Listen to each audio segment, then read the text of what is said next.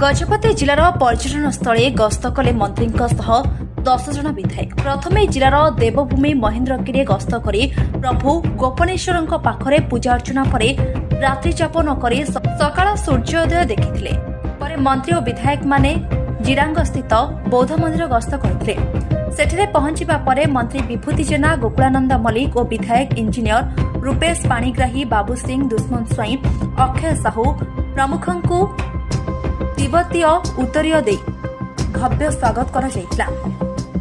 परे लामा गुरुजी को साक्षात करी बुद्धंक दर्शन करने सह तांकर सानिध्य लाभ करथिले। सरकारक तरफ गजपति जिले में पर्यटनस्थल विकास पई सदा सर्वदा चेष्टित थिबा नै मंत्रीक सह विधायक माने कहिथिले। सबुठु बड़ कथा हेउछि पावलाखेमुंडी बीजेडी विधायक रूपेश कुमार पाणिग्राही एही समस्त विधायक गण में उपस्थित रहिथिले। शीतरात्रि रे पारद तलकु तल खसुथिबा बेले बीजेपी मंत्री और विधायकक गहण में पावलाखेमुंडी विधायक इंजीनियर रूपेश पाणिग्राही रात्रि यापन करबा पारला राजनैतिक वातावरण को उष्म करिछि। गजपतिरु प्रणति सावंतका रिपोर्ट, स्टार 1 टीवी।